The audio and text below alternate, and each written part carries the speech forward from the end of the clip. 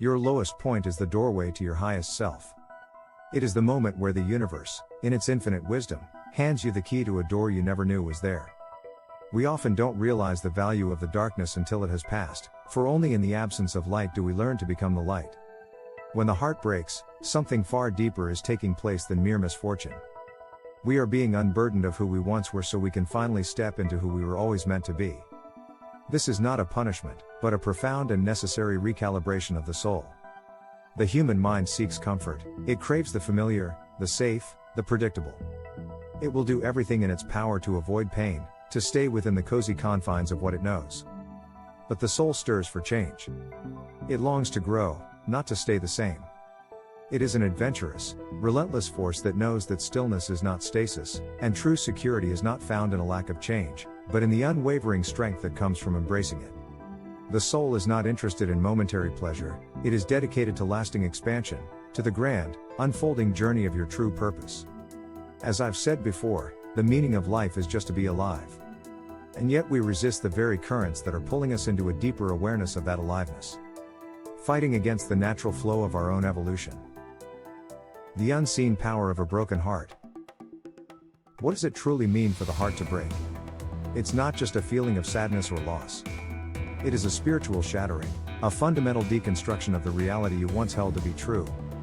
It's the moment when your illusions crumble, your ego's careful defenses fall away, and you are left raw and exposed to the truth of your own vulnerability. A broken heart is a sacred event. It is the spiritual equivalent of a seed cracking open in the dark earth. It may be painful and disorienting, but without that fracture, the seed would never be able to grow. It is in the deepest fissures of your being that new light, new wisdom, and new life can finally take root.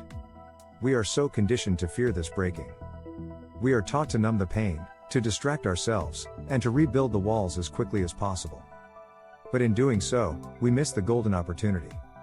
We miss the chance to see ourselves without the old defenses, to meet our own shadow without judgment, and to embrace the totality of who we are, the broken and the beautiful. This breaking is a rite of passage, a cosmic initiation that invites us to let go of control and surrender to a higher design. It is the soul's way of saying, the old way is no longer serving you. It is time to ascend. Why we must sit with the dark. In a world obsessed with positivity and light, we often forget the profound value of the darkness. But think of the most significant lessons you've ever learned. Were they born from moments of ease, or were they forged in the crucible of challenge? It is only in the absence of light that we learn to become the light. It's in the quiet, reflective moments of sorrow that we discover our inner strength. It's in the loneliness of our lowest points that we learn to rely on our own inner guidance, to cultivate a deep and abiding sense of self-love that doesn't depend on anyone or anything else. This spiritual wisdom is not just a poetic idea, it is a fundamental law of the universe. The darkest parts of the night sky are where new stars are born. The most fertile soil is often the result of decay. The greatest wisdom is not found in an encyclopedia, but in the experiences of suffering and loss. Your darkness is not something to be feared or escaped, it is a sacred space of transformation. It is the very material you need to create the next, most powerful version of yourself. The unproductive pursuit of happiness. You're not here to chase happiness like a dog chasing its tail. This frantic, endless pursuit is the greatest illusion of our modern age. When we make happiness our destination, we are constantly in a state of lack, forever believing that we are not there yet. We're always looking for the next thing, the new relationship, the better job, the perfect body that will finally deliver us to that mythical state of happy. But happiness is not a place you arrive at. It is a byproduct of becoming whole, and wholeness requires contrast. Without the experience of sorrow, how could we ever truly appreciate joy? Without the struggle of breaking, how could we know the profound satisfaction of rebuilding? The universe operates on a principle of duality. We exist in a world of dark and light, sorrow and joy, breaking and rebuilding. If you've ever felt this tension within you, this pull between the old you and the new you, between what you want to escape and what your soul knows you need to face, then you are on the right path. This is the very essence of spiritual growth.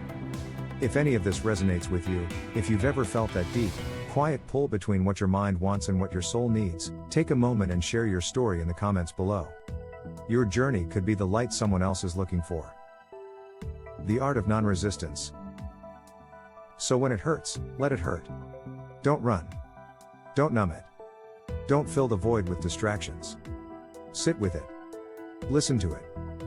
This is perhaps the hardest practice of all, but it is also the most rewarding. By allowing yourself to simply be with the pain, you take away its power. Pain thrives on resistance. It grows stronger when you fight against it, when you tell yourself, this shouldn't be happening. But when you say, I am here, I am present with this feeling, you begin to dissolve the very energy that binds you to it. This is not a passive act. It is a courageous act of conscious presence. It is a moment of deep listening, an opportunity to hear the soul's wisdom that is so often drowned out by the mind's chatter. When you allow the pain to move through you without judgment, it is transmuted. It becomes a teacher, a guide, and a source of profound strength. The lessons learned in these moments of stillness are the ones that will anchor you for a lifetime. They will be the bedrock of your character, the source of your compassion, and the foundation of your future. The joy was never in the outcome. And when you finally rise from the ashes of your lowest point, you'll realize the joy was never in the outcome, but in the transformation. The healing wasn't in getting the thing you thought you wanted, but in becoming the person who no longer needed it to be whole. The true reward is not in the joy you find, but in the joy you become. This is the ultimate lesson of the spiritual journey. It's not about what you get, but about who you are. The joy is in the courage you found, the compassion you cultivated, and the wisdom you earned.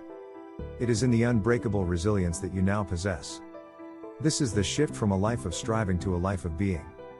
It is the moment you stop chasing external goals and start cultivating your inner world. It is the difference between a life of fleeting pleasures and a life of deep, lasting fulfillment.